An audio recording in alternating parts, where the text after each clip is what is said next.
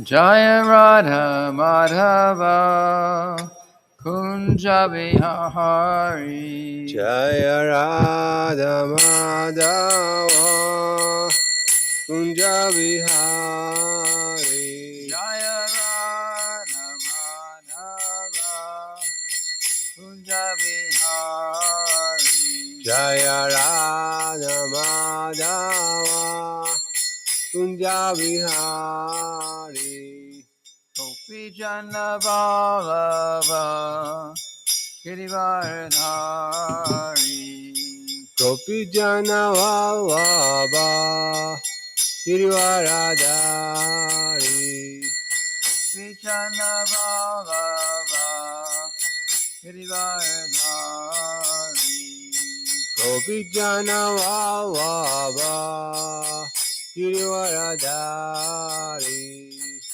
Yashoda Nandana Braja Jana Ranjana Yashodanandana Rajavana Yashoda Nandana Braja Jana Ranjana Yashodanandana Rajajana Ranjana Yamuna Tira Vanachari Samadira Vanachari Yamuna Tira Vanachari Samadira Vanachari Jaya Radha Madhava Kunja Vihari Jaya Radha Madhava Kunja Vihari Gopi Jana Vallabha Girivardhari Gopi Jana Vallabha Girivaradari Yashoda Nandana Braja Jana Ranjana Yashodanandana Rajajana Ranjana Yamuna Tira Vanachari Samunadira Vanachari Jaya Radha Madhava Kunja Vihari Jaya Raya Anjana Kunja Bihari Gopi Jana Vallabha Girivardhari Gopi Jana Vallabha Girivaradari Yashoda Nandana Braja Jana Ranjana Yashodanandana Rajajana Ranjana Yamuna Tira Vanachari Samunadira Vanachari Hare Krishna Krishna Krishna Hare Hare Hare Rama Rama Rama Hare Hare Hare Krishna Krishna Krishna Hare Hare Hare Rama Rama Rama Hare Hare Hare Krishna Krishna Krishna Hare Hare Hare Rama Rama Rama Hare Hare Hare Krishna Krishna Krishna Hare Hare Hare Rama Rama Rama Hare Hare Srila Prabhupada ki Jai. jai.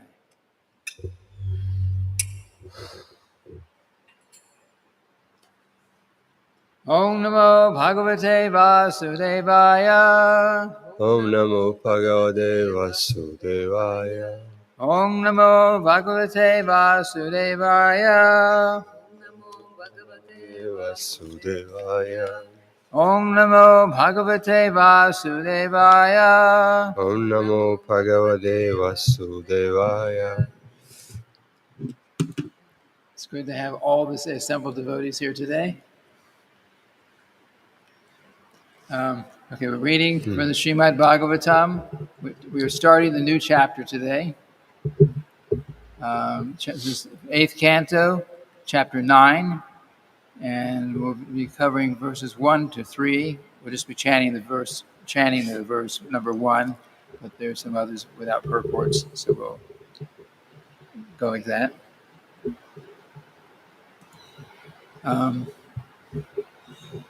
Shri Shuka Uvacha Shri Shuka Uvacha Te Nyonyato Sarapatrang Te Nyanato Surapatram Harantas Chakta Soridaha Harandastyakta Sauridaha Shipanto Dashu Dharmana Ksipando Dasu Dharmana Ayanting Dadrishu Striyam Ayandim Dadrishu Stiyam Shri Shuka Uvacha Shri Shuka Uvacha Te Nyonyato Sarapatrang Tenyando Surapatram Harantas Chakta Soridaha Harandastyakta Sauridaha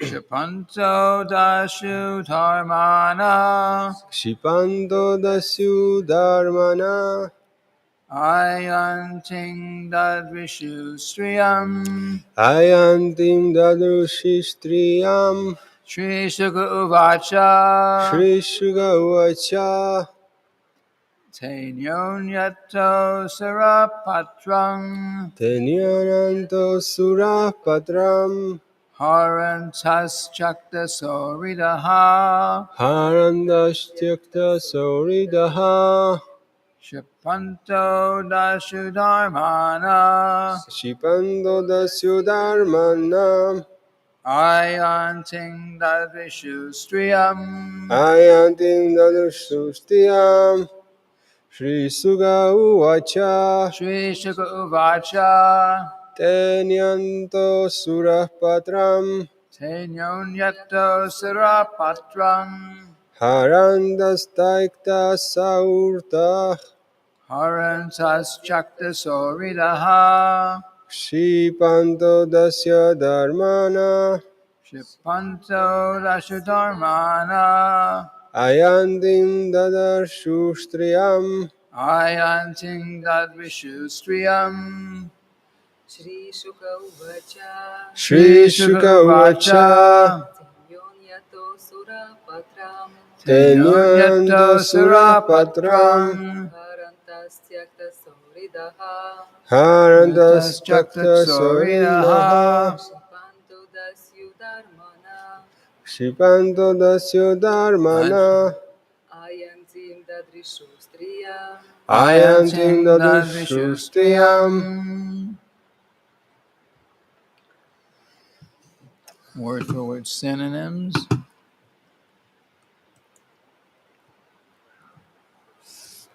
Shri Shuka Uvacha Shri Shuka Uvacha Shri Shukadev Goswami said, Shri Sukadeva Goswami said, Te, Te the demons, demons Anyonyata, Anyonyataha among themselves, among themselves Asura, Asura the demons, the demons, Patram, Patram the container of nectar, the container of nectar, Haranta, Haranda snatching from one another, snatching for one another, Chaktwa, Taita this is Chakta Sorida, Takta Saurida became inimical toward one another. became intimate to one another. Shipantaha, Shipandaha sometimes throwing, sometimes throwing, Dashudarmana, Dashudarmana, sometimes snatching like robbers. sometimes snatching like robbers. Ayantim, Ayantim, coming forward. coming forward. Dadvishu, Tadrishu, saw. so. Striyam, Striyam, a very beautiful and attractive woman. a very attractive woman. I was just noticing the word for word, patram. Yes. Just You mentioning, told me this morning. yeah, Panchapatra. panchapatra, the bowl with the spoon in it that we use for purifying. It's called in deity worship. It's called a panchapatra. Panchapatra. So here's the similar word, meaning container, patram. But here, specifically in this verse, it's the container of nectar. Yeah, yes, Not just the because nectar is also anyway. It's some things in Sanskrit I can't explain. What is the word? What is it? Became inimical towards one another. What does it mean? What is it? What does inimical mean? Yes, tyakta soridaha became It became inimical like to one enemies. The demons are all the demons no longer they were not agreeing with each other. Each one was trying to. Now the demons as a whole got the nectar. Yeah, now they're basically. fighting amongst each other. No, I should get it. I should get it. I should get it. I should get it. So they're pulling back and forth trying to get the nectar. So, okay. Shukadev Goswami said, thereafter, the demons became inimical toward one another. Throwing and snatching the container of nectar, they gave up their friendly relationship. There's the answer. Meanwhile, they saw a very beautiful young woman coming forward toward them. Okay, repeat after me. Shukadev Goswami said, Shukadeva Goswami said, thereafter, thereafter, the demons became inimical the demons become inimical toward one another, toward toward one another.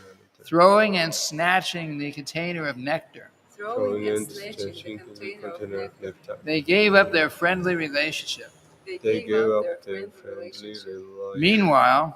Meanwhile, they saw a very beautiful young woman They saw a very beautiful young woman coming forward toward them. Coming forward toward them. Were they friends at the first place? They were. They were. They were friends, but of demoniac mentality. But as soon as everyone is looking forward to after all this work of churning the ocean, you imagine how hard it is to churn an ocean. So after a lot of work, all of them working together, the goal was to get this nectar. Now, when they actually got the nectar in hand, then each demon saying, "No, let me take what I want first, then I'll give you some." So they're fighting about this. No, I should get it first. No, I should drink first. I'm senior to you. Whatever their talk was, but that was they became inimical. They're no more friendly. We're all equal. But to speak that they're supposed to have been sharing equally with the demigods too. Of course, the demons never had any intention of the demigods getting it, and the demigods really had no intention of the demons getting it. So it was like that. So this is what they're doing. There's no purport, I think, on this one. No. And the next one, there's no purport. So I'll read the second translation. But how is the chapter called? You didn't say. Oh, yes. The Lord incarnates as Mohini Murti. Mohini Murti is the only female incarnation of Krishna that I know of, or Vishnu that I know of. He expands and everything comes from him, but an actual direct incarnation, this is the only one that I'm aware of. And there was a special purpose for that, which we'll find out as we go through the chapter. So verse 2, upon seeing the beautiful woman, the demon said, alas, how wonderful is her beauty, how wonderful the luster of her body, and how wonderful the beauty of her youthful age. Speaking in this way, they quickly approached her, full of lusty desires to enjoy her, and began to inquire from her in many ways. Okay, third verse. O wonderfully beautiful girl, you have such nice eyes, resembling the petals of a lotus flower. Who are you? Where do you come from? What is your purpose in coming here, and to whom do you belong? O you whose thighs are extraordinarily beautiful, our minds are becoming agitated simply because of seeing you. Okay, you can imagine. Krishna incarnates in the form of a woman. Krishna is completely attractive, so he takes female form for this purpose, and how attractive she must have been. And the demons were thinking only, how can we enjoy you? Who do you belong to? Yeah, Vedic culture is like that. If you're married, you're under the guidance of your husband, or if you're not married yet, you're under the guidance of someone like the father, like that. So they're saying, who do you belong to? Because we want you. So purport by Srila Prabhupada. The demons inquired from the wonderfully beautiful girl, to whom do you belong? Oh, a woman is supposed to belong to her father before her marriage, to her husband after her marriage, and to her grown-up sons in her old age. In regard to this inquiry, Srila Vishwanath Chakravarti Thakur says that the question, to whom do you belong, means, whose daughter are you? Okay, what I just said. I didn't realize it was in the purport. Since the demons could understand that the beautiful girl was still unmarried, every one of them desired to marry her. Thus they inquired, whose daughter are you? So anyway, this is Vedic culture. Even in demoniac society, there's some, they may follow Vedic culture. The only thing is they don't accept the existence or the superiority of God. But there's some guidance. Just like we have the Varn ashram. We call it the proper Varn ashram. Varn ashram is. Everyone know what Varn ashram is? Varna ashram. Varna means 4 orders of social orders and 4 spiritual orders. So for one in demonic mentality, the spiritual orders don't exist. It's just the social orders. So social orders means the Brahmanas, Kshatriyas, Vaishyas, and Shudras. And these orders of life, maybe by some other name, are always there in society.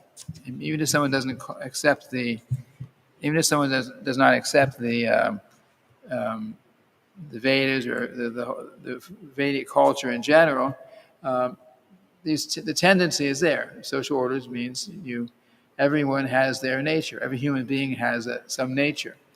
So Brahmanas means teachers, religious people, ministers, like that. Those are intellectuals who can guide the society, philosophers. It's Brahminical tendency. Kshatriya means the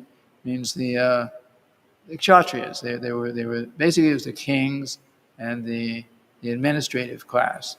This is, and there's always in the world, there's always someone who's inclined to be a politician, especially this time of year. There's so many politicians trying to get the topmost spot in the country. So there's always a Kshatriya tendency, and then there's Vaishya. Vaishya means like the business owners, the people who are employing others. And the Shudras, which is the biggest part of the society, even in Vedic culture, the Shudras are the biggest part of society, and they were the laborers who assisted the upper classes in some way. Maybe they working on for the Vaishyas. Maybe they're assisting the Brahmanas in some way. Maybe they're assisting the Kshatriyas in some way. But and the Vedic culture was such. Well, the Daivi Varnashram Vedic culture was such that no matter what position you had in society, if you had a good king, a Krishna conscious king, then whatever position you had in society, it would be helpful for you to ultimately become Krishna conscious. And that you were not allowed to be I declare myself an atheist. You couldn't do that in Vedic culture. I mean, you believe what you want to believe, but you couldn't. You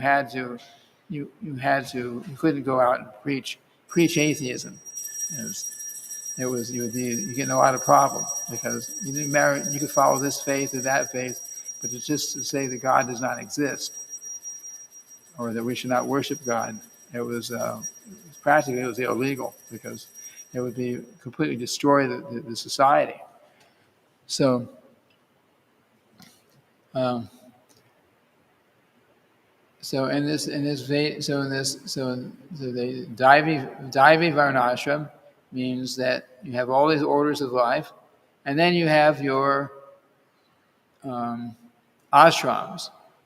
Ashram means everyone belonged to one of each. You have a social position and you have a spiritual position. So the ashrams means brahmachari, grihasta, vanaprastha, and sannyasi. These are spiritual positions. So brahmachari life means you're living in the ashram. She'll probably coin the term brahmacharini. I'm not sure it's in Vedic knowledge, because usually the ladies didn't live in the ashram; they were at home. But there was brahmacharis who lived in the ashram. They spent many years with their spiritual master at the Gurukula. Gurukula literally means a place. Gurukula. Kula means a place. So the place of the spiritual master. It's like the spiritual master's home, or an ashram in this case. And the brahmacharis, the young boys at the age of 5 years old, they would actually go off for years and stay with the spiritual master. Like each village or I'm not sure how each parts of society, the young boys, everyone, whether you're Shudra, whether you're Vaishya background, whether you're the son of the king, it didn't matter. Everyone at an early age went off and went to the spiritual master, the Gurukula, and was taught so much spiritual knowledge. And then once they showed by their own life, their own actions, what their particular tendency was socially, then they were given some training in that way also. And those who were Shudras, they didn't stay in the school as long. They just didn't have the capacity for learning, studying so many Vedas and everything. But they accepted what It's not like today. We have people who are maybe Shudra tendency, but you got to go to school. You gotta get your degree, and you expect, there's a lot expected of you, or the Kshatriyas. We have, I'm not sure how the system is now. Around the time I joined the movement, we had military. There was the draft, and you got your letter in the mail, and you were told off to the war, or off to maybe there was no war going on, but usually there's some war. And so you're told you go, or if you don't go voluntarily, then you go to jail. Like that. So that was going on, but that was a problem because most people were not inclined in mentality or in ability to really be out there fighting. So you have lots and lots and lots of people going out there and just getting killed in the wars because it was not, they're not acting according to their nature, but their nature. They're not trained up. They're not qualified like that, but they are forced to. So anyway, the Varnashram system was like that. So what is Varnaprastha? Huh? The third ashram, Brahmacharya, Grihastha, Grihastha? family. Oh, Vanaprastha. Vanaprastha means, okay, yeah, I didn't finish. Okay, so Brahmacharya is in the ashram. At the age of maybe 20 or 25 years old, Brahmacharya was given the opportunity. If you, I mean, he would know by then what he wanted to do. And Brahmacharya means he's a completely celibate student. You know, he was very strict in the ashram. So he was living like that for till he was about 25 years old. It starts with 5, so he's about 20 years with the guru. And then at that point, he can decide, or maybe the spiritual master will advise him in some way, whether he wants to get married or wants to stay at Brahmacharya, wants to maybe take sannyas. He can choose. Or maybe the spiritual master will advise him in a certain way, and he'll probably follow that. So that's Brahmacharya life. Then Grihastha means married life, but not just married life. There are two kinds of householders. The one that's favorable for spiritual life is called Grihastha, and that means you're married. You're married. You've got your married situation, but you are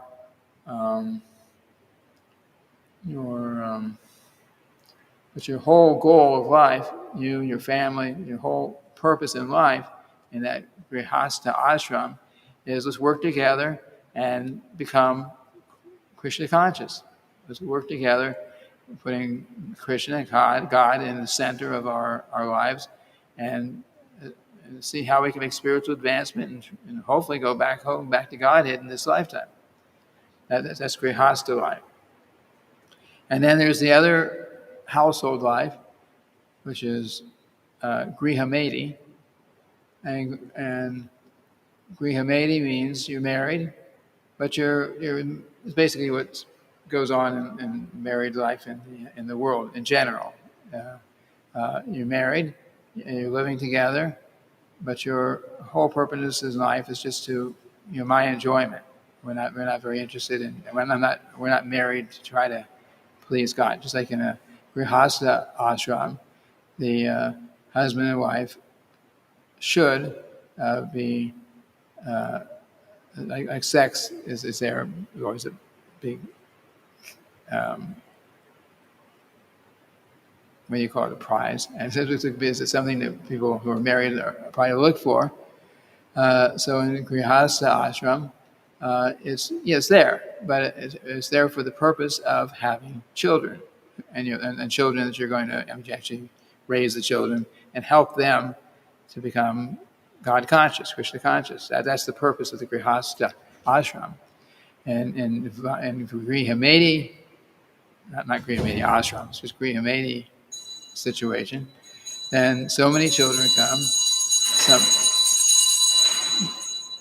Shishi Gornitai, Shishi Radha, Vijay Vihari, Jagannath, Balaram, Savadhu, and Srikandi Prahlad Maharaj, Ki. And sexual relationships are there, and so many children come by that association. But the specific intention in Grihameti life is not, it's just to enjoy. And if children are born, then it's okay. Well, I guess we got to deal with it now. Like that. Now we got a problem. We got a bunch of children. It's going to be really hard to maintain, and you're not training them up. If it's actually Grihameti life, you're not really training them up to be God conscious. it's stated that one should not become a father or a mother or a teacher or actually basically anyone in a leadership position, anyone who has dependents. It means you're the king or the president of the country or the governor or the teacher in school. These are all leadership positions. One should not be in any of those positions unless one can teach and guide those who are dependent on them how to not have to take another birth in this material world. It's a big responsibility. That's Daivi Varnashram system, and it's not. And actually, if you follow the actual scriptures of other religions, these kind of statements are there too. Judaism, Christianity, it's part of the spiritual law. Okay, you're living in a religious way, and you must, if you're the head of the household, you must teach your children to also live in that way. It's required as far as the religion goes. So we say the same thing. So the most important grihastha life means everything is centered around everyone in the family, at least, has to be at least taught how to become God conscious, Krishna conscious, so they can go back home, back to the spiritual world. And now what they do with their lives is, you can't really control that. What the children do when they grow up, you can't really control that. But at least they have to be given all the tools, all the guidance, all the good example like that, so they are taught and they know what they should be doing and what they shouldn't be doing, so that they can become God conscious, Krishna conscious, and go back home, back to Godhead. So that's grihastha life, and grihameti is household life without that consciousness. Vanaprastha now. So about Vanaprastha means like retired life. Means you've been married for, well, these days it's hard to say, but Vedic culture, it was, divorce wasn't like an option. So in Vedic culture, you were probably married from the time you were about 20. The men were probably 25 years old, and by the time maybe by the time they're 50 or so, any children were they're already grown up, they're already adults, and then you don't have all that part of the responsibility anymore. And so Vanaprastha life means that there's different aspects of it, but the husband and the wife can, at that point, because they're not tied down to the home, they can go traveling to holy places, go to Mayapur, go to Vrindavan, other holy places like that. And in Vanaprastha life, there's no sexual relationship between the husband and wife. They're more just they're friends or whatever. They're living together, and their purpose together is what it should have been their whole life, is to let's cultivate our spiritual life, let's concentrate. Now we don't have any extra duties with children and getting into school and all that goes with that. So that's Vanaprastha, retired life. And then sannyas. Not everyone takes sannyas. It's not required to take sannyas. But if one is inclined to go out and preach Krishna consciousness, if one's married and the things work out, and then you go out and you can go out and dedicate your life and preaching Krishna consciousness, then sannyas is good for that. Srila Prabhupada took sannyas, left the family at one point. Of course, his sons were all grown up, and you can read. We can talk another time about how Srila Prabhupada did that. but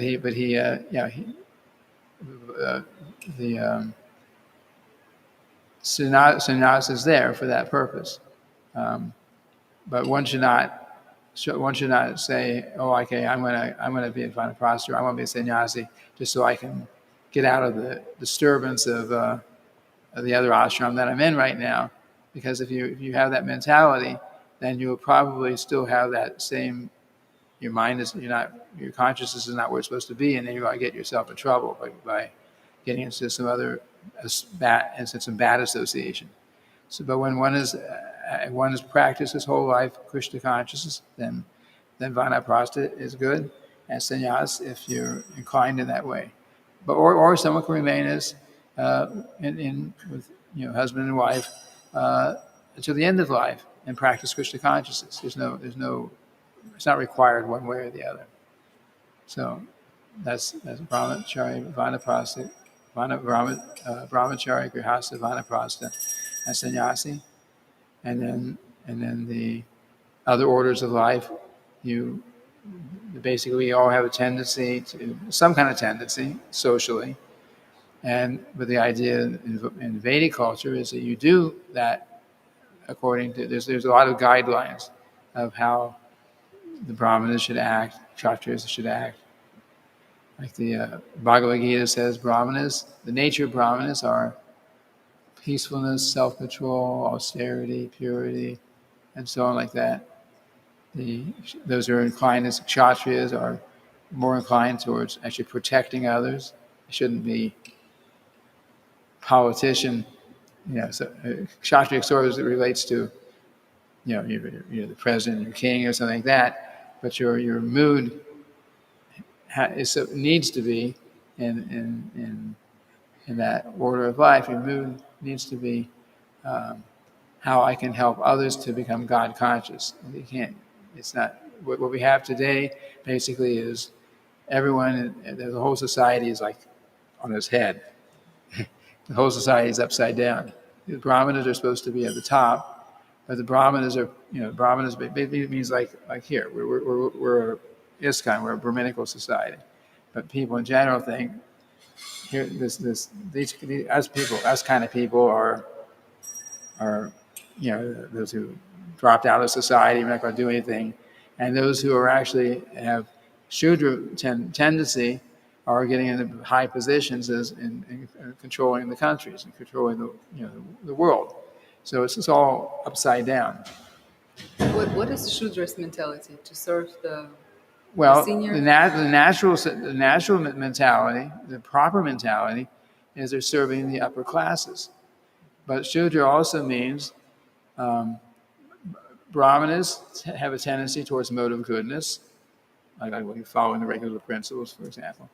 Kshatriyas are more passionate and need to be passionate to really go out and try to rule and guide the people in general.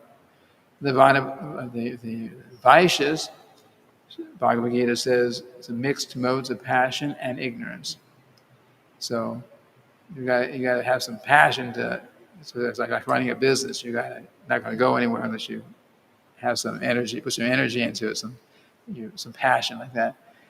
But they also have some tendency towards mode of ignorance, and Shudras are very very much mode of ignorance. And in the Varnashram system, Shudras were not given money. They were given what they needed, but they were not given money. And why?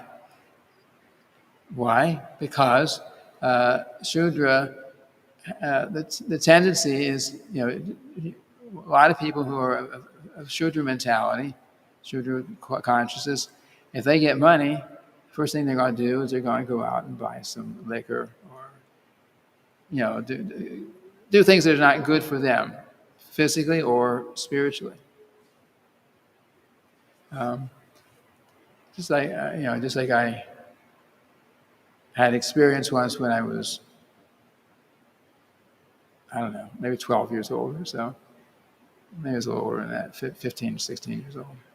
But anyway, somehow I was outside of our local library where I used to live, and by myself, or always my mother, my father were not there. I was waiting for my mother to come and get me. I had gotten some books at the library, and I was waiting.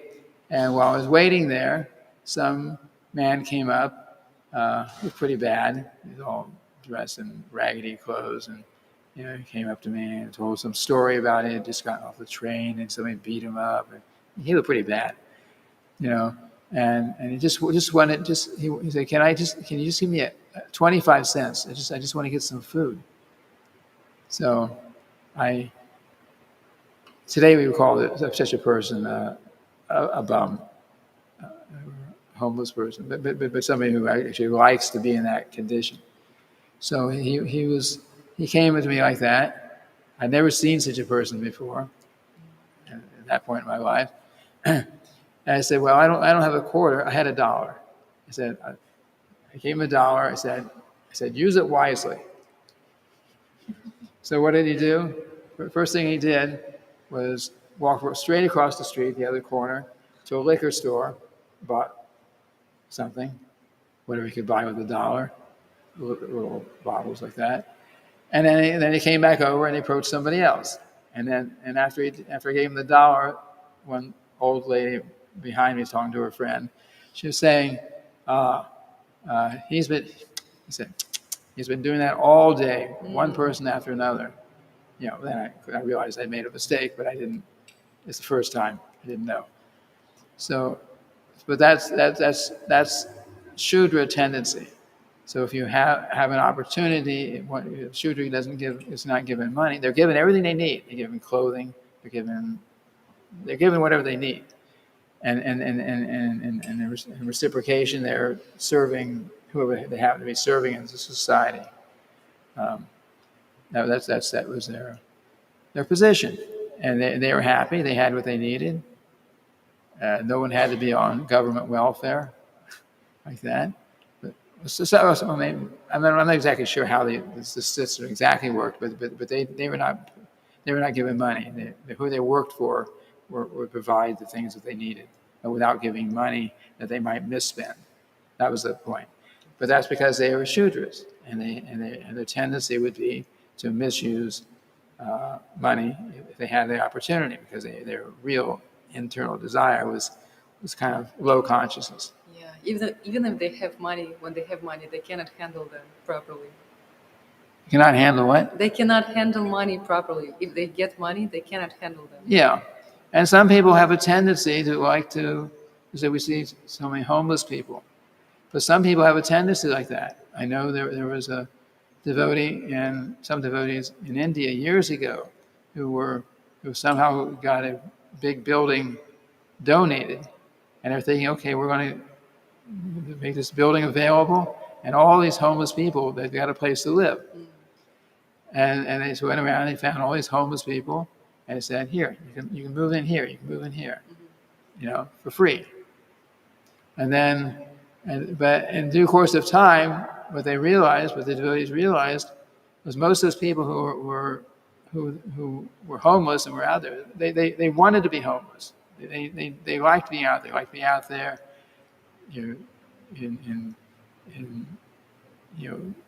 begging money from people, and just they wanted that. Mm-hmm.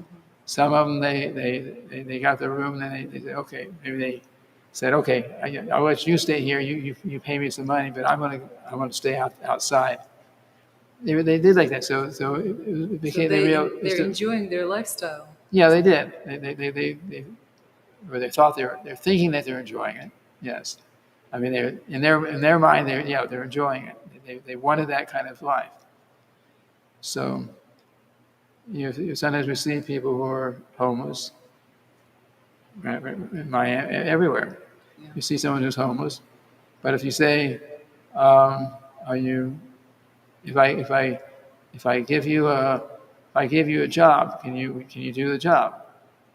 Maybe in some case, but chances are probably not. They prefer to be homeless and have no obligation to anyone in society, and they can beg some money and get by, and sometimes get some welfare or something like that too.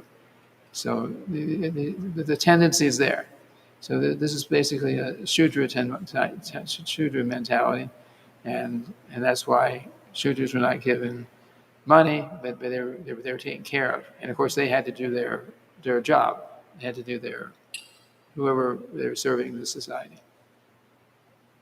It's 8:30. Any questions, comments?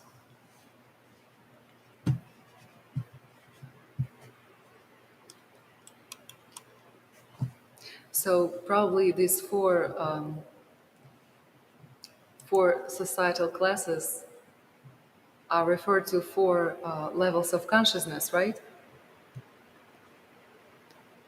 I'm sorry, So we say can again? relate these four societal classes, Uh-huh. these classes, to four levels of consciousness. Yes, it's Development. also based on consciousness. The social levels. Well, and also, well, yeah, Like the progression of consciousness from one level to another, or can we relate to well, this? I mean, you can be a Krishna, you can be very Krishna conscious and be a Brahmana, or you can be very Krishna conscious and be a Kshatriya. So, Okay. we have kings. We have Maharaj Parikshit, who Sukadeva Goswami is speaking to here, and this. He was a pure devotee of Krishna. He's a perfect king, but he was a Kshatriya. So, but the tendency, Kshatriya tendency is to be in the mode of passion. But you can be in the mode of passion, or you can do that activity, and also be a devotee of Krishna. In that case, you can be a Brahmana and not even hardly believe in God, and and you can be a Brahmana and Brahmana Vaishnav, and actually your life is dedicated to the Lord, just like we were trying to become Brahminical qualities here. We have also Brahminical initiation after the first initiation. So this is we have this for those who show they have that tendency. So, but it is based on consciousness, but it doesn't mean That one class is higher or lower than another. Right? yeah. In a material sense, Brahmana class is considered higher. It's more mode of goodness. But you can be a Kshatriya who's normally in the mode of passion can also be a pure devotee of Krishna, and he's not really. I mean, the activity is passionate in a sense, but he doesn't have to be under the direct. Passion doesn't necessarily mean you work hard. Passion means that there's desire for material enjoyment, all that comes. That's all part of passion. But a pure devotee who happens to be a king, be a kshatriya, he may have no desire for material enjoyment at all, but he still can function as a king. In fact, that's the best kind of king. That's the best kind of king. Or if you have someone who is really detached from everything and who lives a perfectly Krishna conscious life and who guides the people in society to become God conscious. In the United States, of course, you have free will. You practice freedom of religion and everything. But of course, even on the Supreme Court level, it's stated in the Supreme Court laws, your religion. In your religion, you don't have to actually believe in God.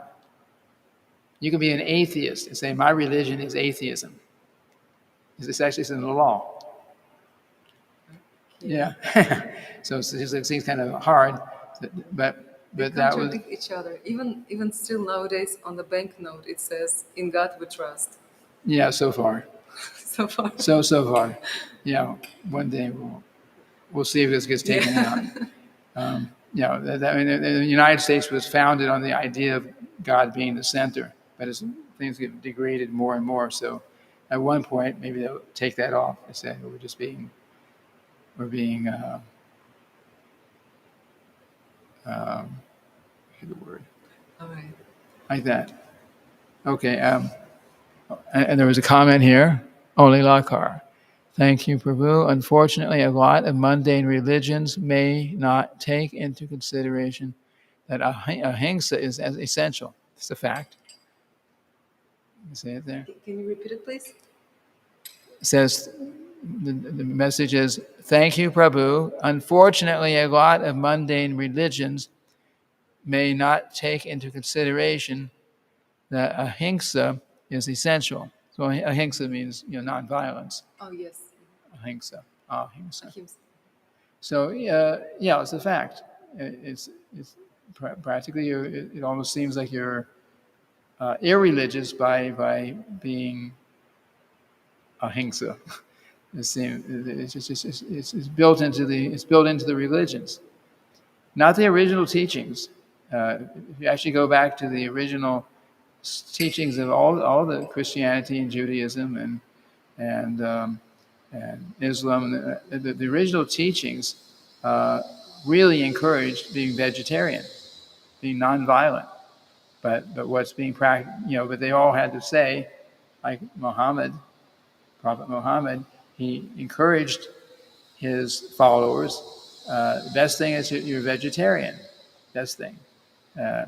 But he would say, he would say something like, "But as far as possible." He knew that if he said, "Absolutely, if you want to follow this religion, you better be vegetarian, nonviolent, completely. Otherwise, you're out." Well, everyone would be out. Nobody would have even started. But he, the ideal was that you be vegetarian. Same thing in the original early teachings of Christianity and Judaism. It's the same idea. Thou shalt not kill. It's one of the commandments. But in due course of time, especially since maybe 20 years ago, different versions of the Bible, maybe all the versions of the Bible by now, have changed that thou shalt not kill to thou shalt not murder, which is what they were thinking it was anyway. But it actually said thou shalt not kill. And we understand, Krishna conscious point of view, we understand thou shalt not kill means thou shalt not kill. It means animals too. Mm-hmm. Any living entity. Any living entity. You don't Harm any living entity. Right. So we shouldn't be killing the animals. But because there's so many people who are eating meat, and they say it's just like a dictionary. A dictionary. If in due course of over time, when the general usage of a word changes, the dictionary changes. Mm-hmm. The dictionary doesn't say you have to you have to make the word meaning this way. The dictionary reflects how people are actually using it. Mm-hmm. And then the old usage, they'll call it archaic. Archaic. This is the archaic meaning, and this is the modern meaning. So but if you do that in religion and change the religious principles, then there's a problem. Anyway, these discussions were here in the Srimad-bhagavatam class. They're hard to talk to someone in another path because they're very much convinced that their way is the correct way. But if you have a choice, there's an opportunity in any religion to be nonviolent, why not? No one needs to eat meat to live. In fact, it's not even healthy. It's unhealthy. Even the Surgeon General of the United States, at one point, I'll check every year. It's stated that for health, for heart, like that, he's recommending a low or non-existent meat diet. Yeah, they actually recommend that, but the whole society, it says something different. Yeah. So that's just the society we're living in right now. The demonic tendency is increasing. The mode of ignorance is increasing. So we have to protect ourselves, practice the Krishna consciousness by chanting our rounds and avoiding those four sinful activities. So otherwise, we will become completely degraded like the rest of the society. We need to elevate ourselves and go back to the spiritual world. We don't want to follow what the rest of the society, for the most part, is doing. I'm way over time. So thank you for coming. Tomorrow, Chaitanya Charitamrita. Srila Prabhupada ki jai.